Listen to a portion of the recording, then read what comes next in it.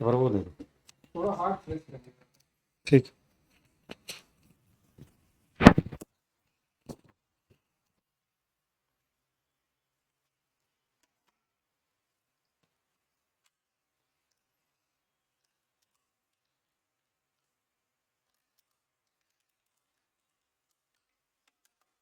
Hello students, welcome back to Careerwill. कैसे हैं आप लोग सभी? हम लोग अप्रोक्सीमेटली आफ्टर 3 डेज मिल रहे हैं, है ना। Good morning everybody. So my dear students, AC चला लो, AC. So in the previous classes, मतलब आपके लगभग 14 क्लासेस हो चुकी हैं in BMCT। This is your 15th class. तो इस पार्टिकुलर क्लास में we are going to discuss और we are going to start our unit number 6, that is, sorry, unit number 6, that is concrete. Okay, our 5 units has already been covered. Likewise, cement, lime, mortar, admixtures, additives, aggregates, water, these topics has already been covered in the previous classes. Okay, so मेरे प्यारे बच्चों, अगर मैं आपको एक बात बोलूं कि भाई आपका इंपॉर्टेंट चैप्टर्स में से, बिकॉज स्टार्टिंग में मैं आपको बता चुका हूं कि हमारा इंपॉर्टेंस पॉइंट ऑफ व्यू से chapter number 1 that was cement, chapter number 6 that is concrete, and second last chapter that will be the timber. ये chapters are more important as compare to the another chapters. Okay, so my dear students, please put the main heading, unit number 6, concrete. Please put the main heading, unit number 6, concrete. Okay,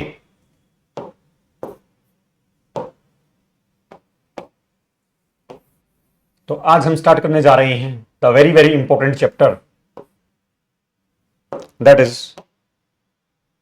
concrete. Okay, very very important chapter is there from examination point of view. This chapter is very very important. Okay, but कह सकते हैं कि cement से ज्यादा important नहीं है। Cement chapter was more important as compared to this chapter. Okay, in the pictorial representation you can observe कि हमारा पंपिंग हो रही है। This is the pumping concrete. समझ रहे हैं ना? तो आपका ये क्या हो रहा है बेटा? पंपिंग कंक्रीट ये आपका हो रहा है। तो कंक्रीट एक टर्म है जो कि बेसिकली डिनोट करती है पेस्ट। किस किस चीज का? सीमेंट का, फाइन एग्रीगेट्स का, कोर्स एग्रीगेट्स का, वाटर का, एडमिक्सचर्स का, और you can say the additives का। क्लियर? इन सभी चीजों के पेस्ट को अपन कंक्रीट बोल रही है। गेटिंग माय पॉइंट और नॉट? सो मेरे प्यारे बच्चों, अगर मैं उसको एक प्रोपोर्शन में मिला लूं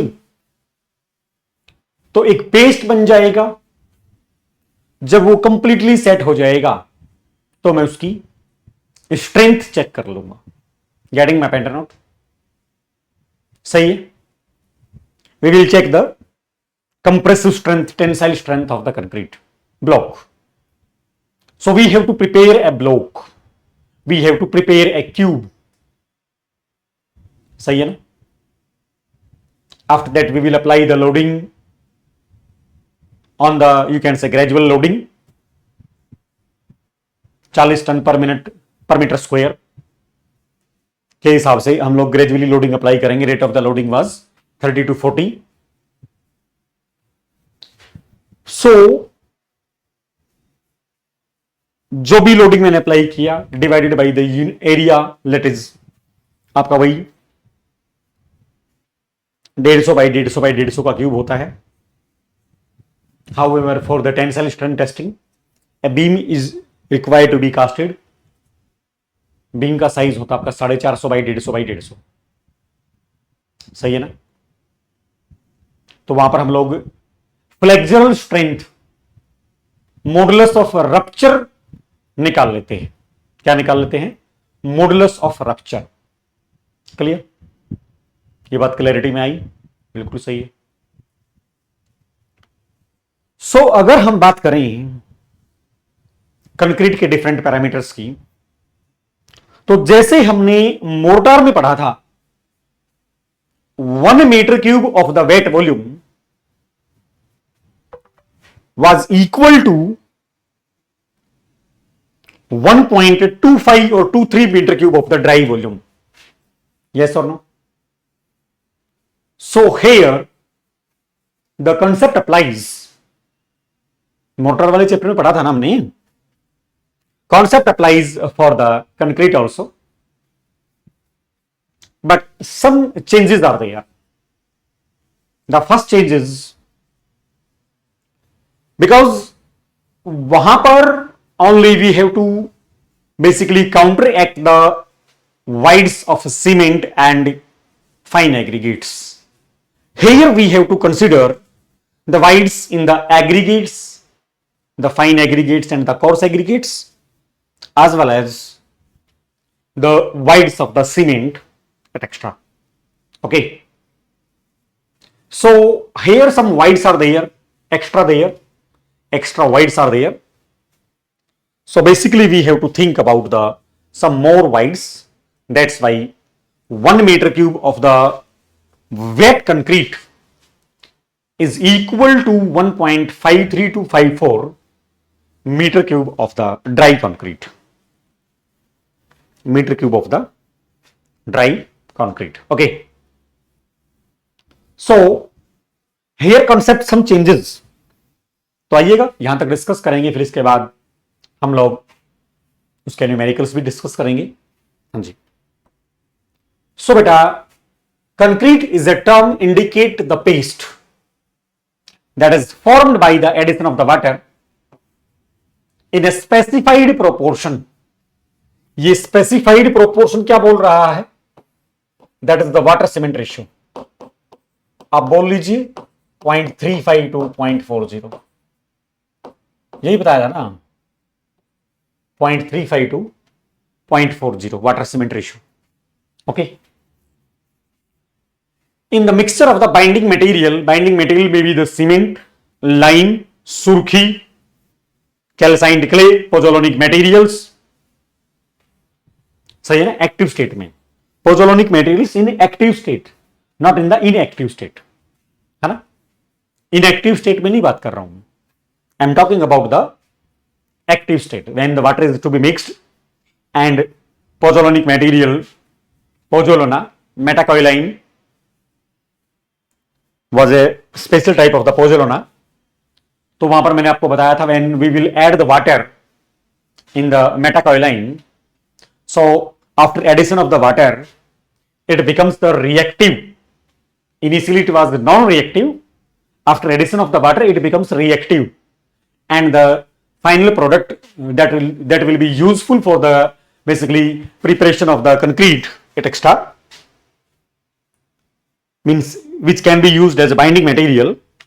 So that material was called as the HRM, that is the high resistive metakaoline, है ना. high reactive metakaoline और high resistive metakaoline, HRM. सही है ना. हाँ जी. So my dear students, we have also to add the fine aggregates, the coarse aggregates and the admixtures.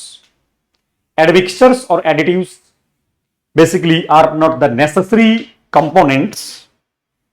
However, हम लोग last class में डिस्कस और भी कर चुके हैं कि हमारा जो भी वाटर रेपेलेंट एजेंट्स होते हैं, वाटर repellent agents होते हैं, that basically works as the you can say the fifth ingredient of the concrete. Fourth तो must है. Fifth ingredient of the concrete, that is, so first one is the binding material, second one is the fine coarse aggregates, admixtures, and water. Admixtures are not necessary. Water is the fourth ingredient, and fifth ingredient is the water repellent agents. Water repellent agents. Okay. So this will form the concrete. It is to be noted that very important thing is there. 1 meter cube of the wet concrete is equal to the 1.53 meter cube of the dry concrete. इसी के ऊपर आधारित हमारी materials की calculation चलेगी. On the basis, only on the basis of this, basically the calculations of the materials will go in the vein. Okay, oh sorry, will be very useful for us. So इतना note कीजिए, फिर आगे चलते हैं. कोई भी doubt है यहां तक यू कैन आस्क, अदरवाइज इसको नोट कीजिए. यहां तक if you have any kind of the doubt you can ask, नहीं तो फिर तो अपना आगे चलेंगे. ओके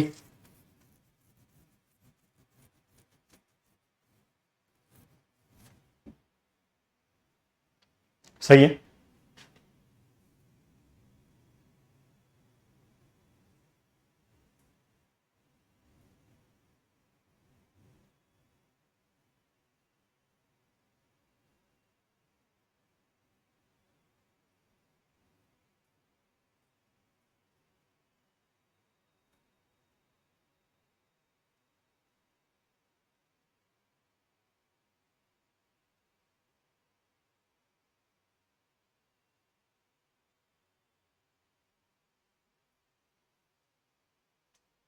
चले आगे.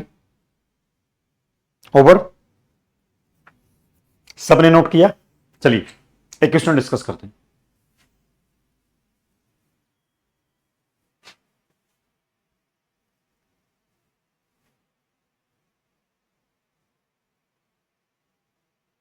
उसने सॉल्यूशन भी टाइप कर दिया. वाह, देखो संसार में ऐसे ऐसे महारथी लोग हैं.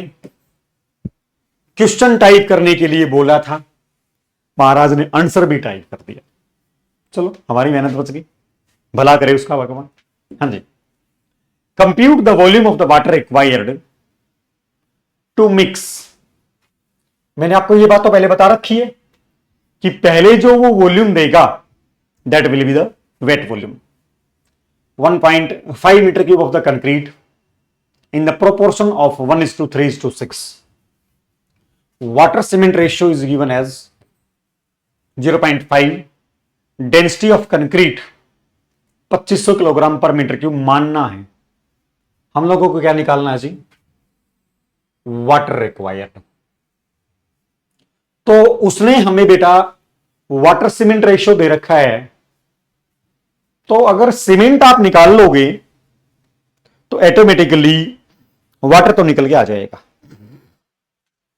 समझ रहे हैं ना चीजों को? अगर सीमेंट आप निकाल लोगे, और सीमेंट किस प्रोपोर्शन में निकालनी है जी? तो अगर सीमेंट निकल जाएगी तो मेरे फाइन एग्रीगेट्स भी निकल जाएंगे और कोर्स एग्रीगेट्स भी निकल जाएंगे. मतलब मैं इनडायरेक्ट वे में क्या बोल रहा हूं आपको?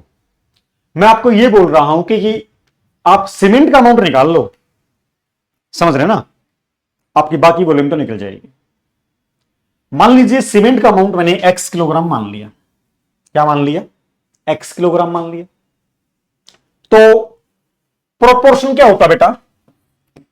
सीमेंट सैंड एग्रीगेट्स, एंड इसके अंदर मैं क्या मिला देता हूं जी? वाटर. क्लियर? इसके अंदर हम क्या मिला देते हैं? वाटर. सीमेंट सैंड और एग्रीगेट्स में आप पानी मिला दीजिए, पेस्ट बन जाएगा. That will be called as the concrete. This will be called as the concrete. Clear? तो एक प्रोपोर्शन सीमेंट का ले लिया, 3 प्रोपोर्शन फाइन एग्रीगेट्स के, 6 प्रोपोर्शन आपका किसका ले लिया? कोर्स एग्रीगेट्स का। एंड वाटर सीमेंट रेशियो के आधार पर अगर सीमेंट का अमाउंट x है तो वाटर का अमाउंट 0.5x होगा। एंड दिस विल बी आपका अब 1.5 मीटर क्यूब कंक्रीट है जी। आओ पहले कैलकुलेट करते हैं। 1.5 मीटर क्यूब कंक्रीट कहां से आया? देखो, मास या weight, because per unit volume is equal to density. देखिएगा, मैं एक वर्ड बोला हूं that is called as the weight, और मास बराबर चीज है, लेकिन बराबर चीज नहीं होती है। Please be careful. Fluid mechanics में बराबर नहीं होता है। जहां पर वाटर का इफेक्ट आ जाता है, जहां पर एक्सेलरेशन ड्यू टू ग्रेविटी आ जाता है, वहां पर is equal to weight is equal to M into G, W is equal to M G. लेकिन जहां पर लिक्विड का पैरामीटर या फिर acceleration due to gravity is not taken into the counteracting, वहां पर मैं कह सकता हूं कि W is equal to M. सही है। तो मैं यहां पर वेट और मास को बराबर मान के चल रहा हूं। तो बेटा mass I have requirement, density into volume will be there. Density is given as 2500 kilogram per metre cube, volume is given as 1.5 metre cube. Units को बैलेंस करवा लेंगे, per metre cube multiplied by metre cube. चीर दो ना, तो mass is equal to हमारा कितना आ गया जी? 3750 किलोग्राम। ये बैठा हुआ है ना। मास के बारे में बात कर रहे थे ना, तो मास से इक्वेट करवाएंगे। इक्वेट किससे करवाएंगे? मास से करवाएंगे ना।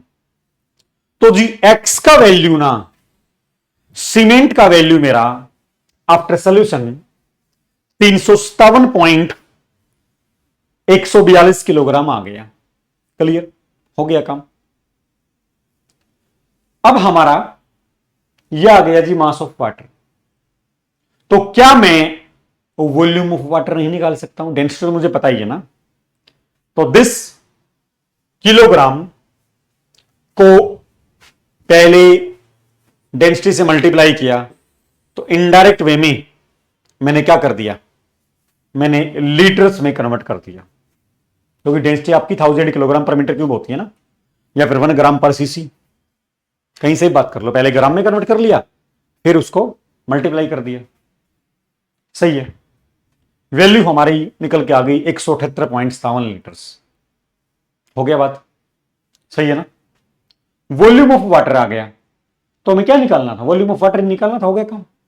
हाँ, अगर इस क्वेश्चन में वो अगर आपसे बोले कि you also have to calculate the mass of the fine aggregates, you also have to calculate the mass of the coarse aggregates, तो आप उसके प्रोपोर्शन के हिसाब से निकाल सकते हैं। क्लियर? चले आगे, करो नोट इतना, फिर आगे चलते हैं। कोई भी डाउट है यू कैन आस्क, अदरवाइज इसको नोट कीजिए। यहां तक if you have any kind of the doubt you can ask. Okay, note कीजिए। आज कोई आएगा नहीं क्या? एक बार बस पानी की बोतल भर के दे देते। सर का पानी बच्चों भाई हेलो।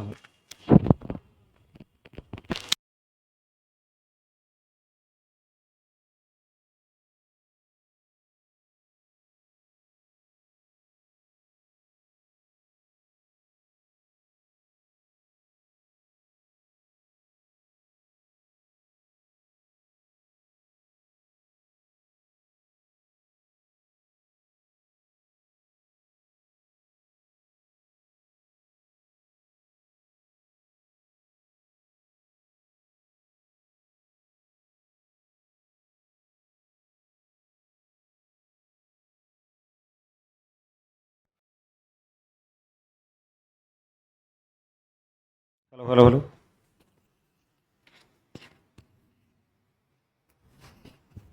ओके, हाँ जी। चलिए एक क्वेश्चन और डिस्कस करते हैं। नेक्स्ट क्वेश्चन नहीं लिखा क्या उसने? ओ, इधर लिख दिया, कोई बात। Let us suppose that this is question number 2। Okay, no issue.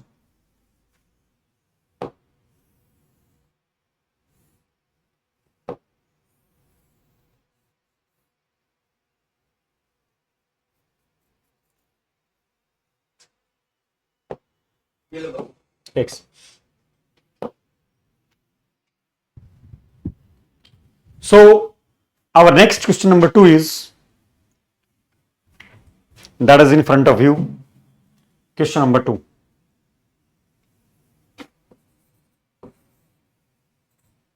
Compute the number of the cement bags, volume of fine aggregates, coarse aggregates required for volume of concrete उसने हमें दिया 2.5 metre cube, having the design mix of 1:2.6:3.4. अजीब सा design mix, by the volume not by the weight. Batching by volume दे रखा है, ना कि बैचिंग बाई वेट, है ना. बैचिंग बाई क्या दे रखा है, वॉल्यूम दे रखा है, ना कि बैचिंग बाई वेट. आप लोग जानते हैं कि 1 metre cube is equal to 1.53 metre cube of the dry concrete. So मेरे प्यारे बच्चों, 2.5 metre cube of the wet concrete is equal to 2.5 into 1.53, that is 3.825 metre cube of the dry concrete. Clarity आई. तो volume of cement कितना निकला, निकाल लेते हैं. प्रोपोर्शन है 1:2.6:3.4. तो सीमेंट का वॉल्यूम 1 प्रोपोर्शन है ना बेटा, whole divided by the total 1 + 2.6 + 3.4 multiplied by था. इतने कंक्रीट में कितनी सीमेंट लगेगी, कंक्रीट ये है, तो क्या मेरी वॉल्यूम ऑफ सीमेंट नहीं आ गई. 1 metre cube cement is equal to 28.8 number of the bags, है ना. 1 metre cube cement is equal to 28.8 bags. मतलब 1 मीटर क्यूब ओनली सीमेंट का अमाउंट कैलकुलेट करोगे तो उसमें कितने बैग लगेंगे, 28 बैग्स विल बी कंज्यूम्ड. ये बात सही है. ये बात मैंने आपको एस्टिमेशन एंड कॉस्टिंग में जब मटेरियल्स की कैलकुलेशन करवाई थी तो हर एक चीज का आपको प्रूफ दे रखा है ना. एवरीथिंग का आपको प्रूफ दे रखा है. ऐसी बात नहीं है कि बिना प्रूफ के अपन बात कर रहे हैं. सही है. तो भैया यहां पर नंबर ऑफ सीमेंट बैग निकालने के लिए 1 bag volume is equal to 1 bag is equal to 0.3475 meter cube होता है, या फिर 50 किलोग्राम होता है वेट. क्योंकि उसने हमें एनालिसिस करने के लिए बोला है by the volume principle, not by the weight principle. सही है ना. तो we will do the analysis by the volume not by the weight. Clear. हाँ जी. तो नंबर ऑफ सीमेंट बैग्स निकाल लो.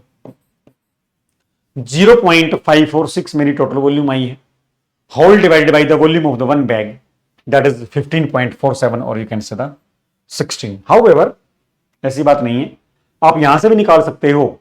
अगर 0.546 मल्टीप्लाइड बाई 28.8 बैग्स करोगे, 0.546 multiplied by 28.8 bags, so my dear students, answer will be the 15.72. that will also be the nearly equal to, that will also be rounded off to the 16 number of the bags. Okay. हाँ जी. Now volume of the sand, or you can say the volume of the fine aggregates. आपका sand का जो proportion आएगा वो 2.6 आएगा. Clear. तो 2.6 divided by 1 plus 2.6 plus 3.4 into 3.825, जो भी मेरा total weight of the wet concrete है. Answer will be the 1.42 metre cube, है ना. तो बेटा volume of the coarse aggregates also we have to calculate. Volume of coarse aggregates. Total concrete is 3.825, जिसमें से सीमेंट मेरा निकला 0.546, जिसमें से फाइन एग्रीगेट्स मेरे निकले 1.42 cubic meter. So my dear students, the answer will be the, let me check the answer. Answer is 1.85 meter cube.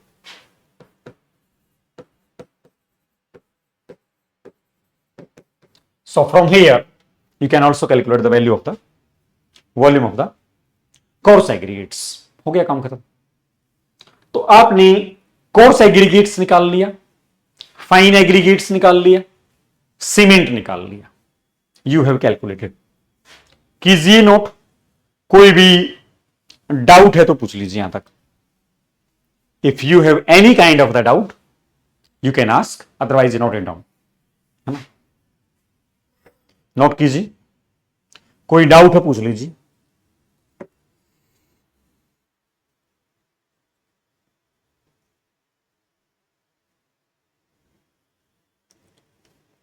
Over.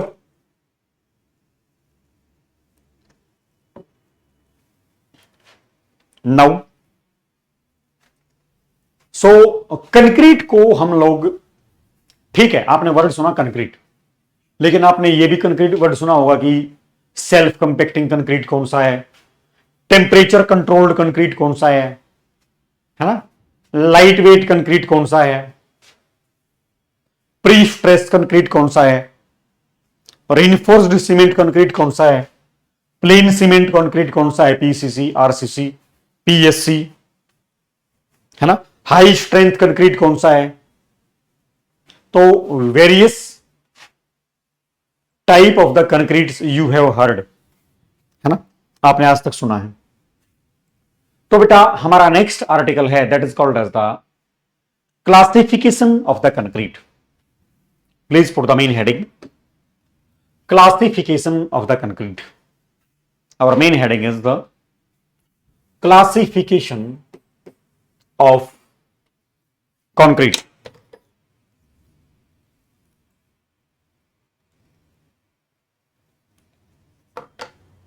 Okay. पहली classification है जिस कंक्रीट में जो भी बाइंडिंग मटेरियल यूज होगा, जिस भी कंक्रीट में जो भी बाइंडिंग मटेरियल यूज होगा. एक बार मैं चेक कर लेता हूं कि क्लास, मेरे को डाउट लग रहा है कि कहीं आपको आवाज आ रही है कि नहीं आ रही, है ना.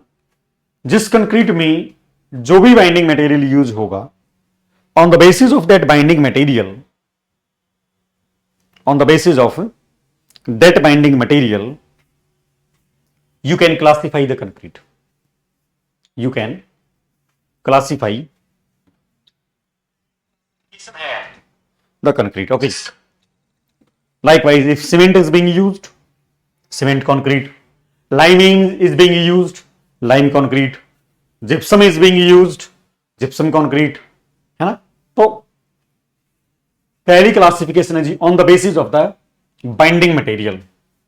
It may be the cement concrete, lime concrete and the gypsum concrete. अगर स्ट्रेंथ आपकी बहुत ही कम है तो लो स्ट्रेंथ कंक्रीट, लाइकवाइज उसकी compressive strength 20 megapascal, compressive strength on the basis of the compressive strength will be measure. Okay. In RCC it will be denoted by the symbol FCK, the characteristic strength. It will be denoted by the symbol FCK, the characteristic strength. Okay. हाँ जी. Second one, the medium strength concrete. The strength range in between 20 से 40 megapascal, मतलब M20 concrete तक. ठीक है. लो strength. Medium 20 से 40, M20 to M, basically you can say the आपका strength उसके हिसाब से आपकी चेंज होती रहेगी. ठीक. हाँ जी. High strength concrete is the 40 megapascal से ऊपर. IS 456 जो है वो M20 तक ही ग्रेड. बाकी कुछ अमेंडमेंट्स में, एक अमेंडमेंट में 2015 में अमेंडमेंट हुआ था, जून 2015 में, तो वहां पर आपका बेसिकली ग्रेड का जो कंक्रीट है वो that is updated by the you can से M25 and the minimum grade of the concrete is reported as the M20. Okay.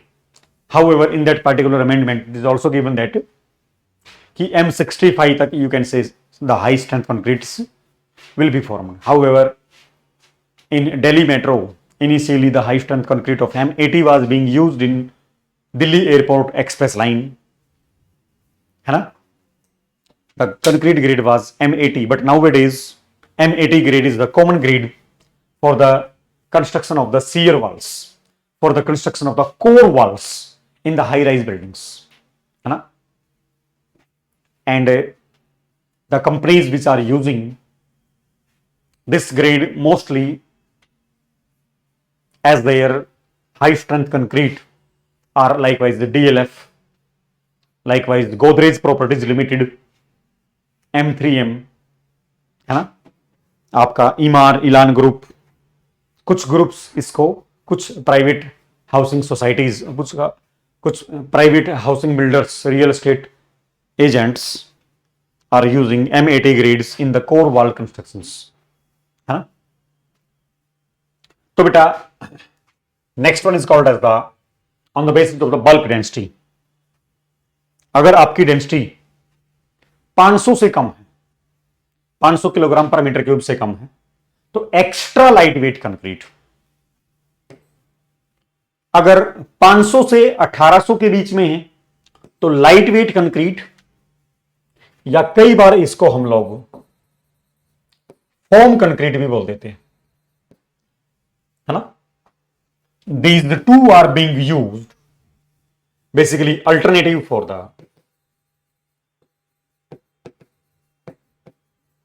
block work or the brick work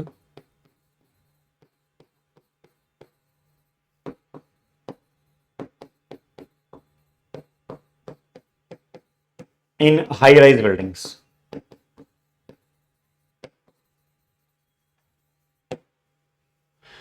ये हम लोग यूज कर सकते हैं, वो तो ऑप्शन निकाला जाता है during the preparation of the budget, during the preparation of the CTC, that is the cost to complete.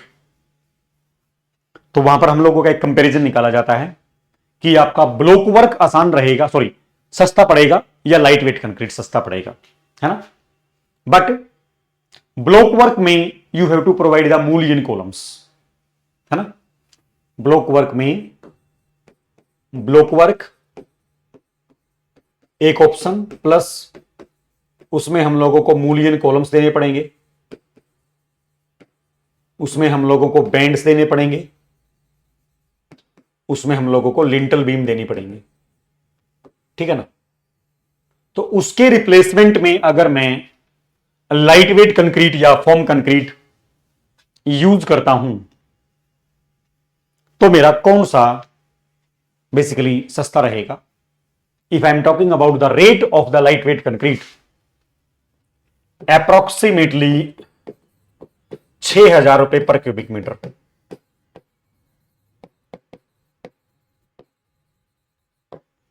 Cubic meter including the loading, lifting et cetera, complete finishing तक, है ना? 6,000 रुपए पर क्यूबिक मीटर का rate रहता है approximately. Clear? Now dense wet concrete 1800 से 2500. The most examples are the, you can say the PCC, RCC, PSC. Clear? High strength concrete है जहां पर आपका सिलिका का अमाउंट इंक्रीज किया जाता है, एल्यूमिना अमाउंट इंक्रीज किया जाता है. The very very important example is the SCC, that is the self compacting concrete.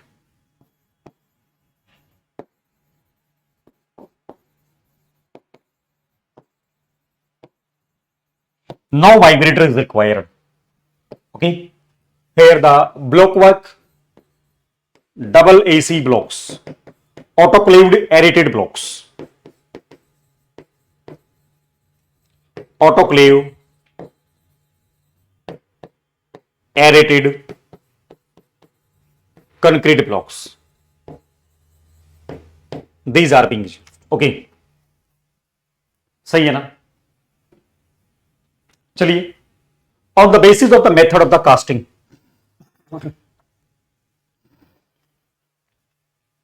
Pre cast concrete, उसमें फिर दो टेक्निक्स आ जाती हैं, एक प्री टेंशनड जिसमें टेंशनिंग पहले दी हुई strengths, pre tensioned concrete and post tension concrete.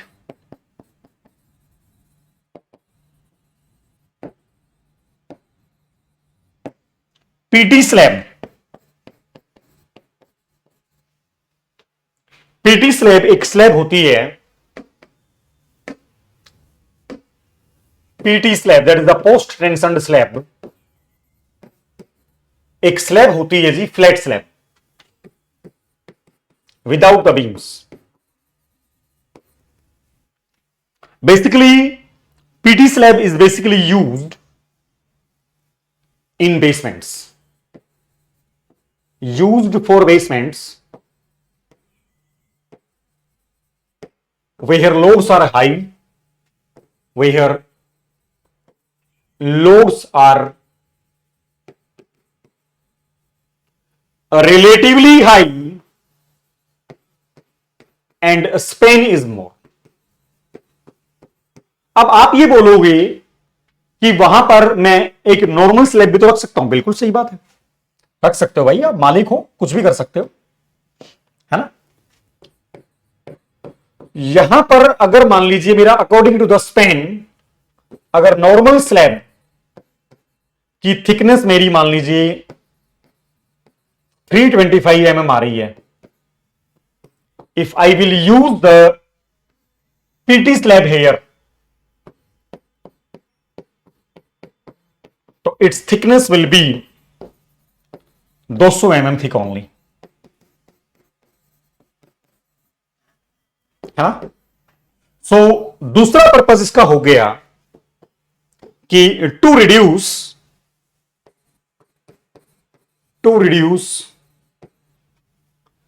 Thickness of the slab,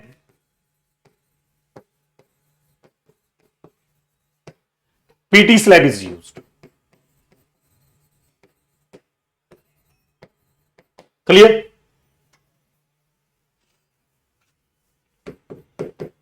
upcoming examination के लिए काफी इंपॉर्टेंट हो सकता है।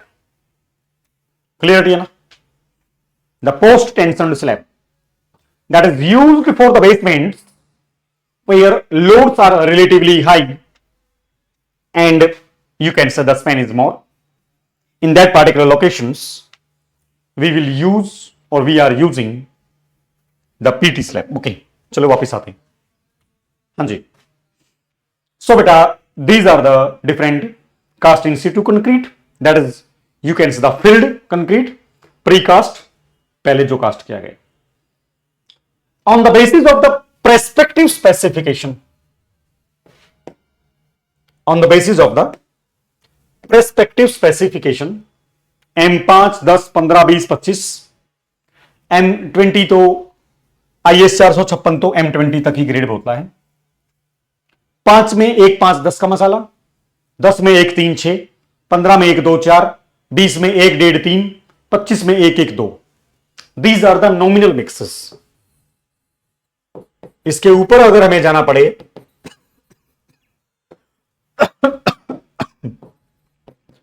then we have to use the design mixes। M5 का 5 मेगापास्कल, 10 मेगापास्कल, 15 20 25। M 7.5 ग्रेड की बात करेंगे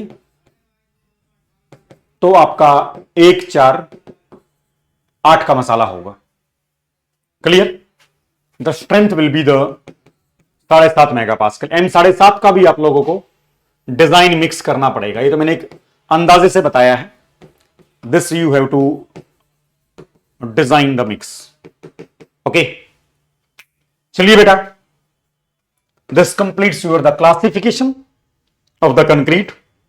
इन this particular class we had discussed about the concrete होता क्या है, how the numericals of the concrete are being solved, है ना।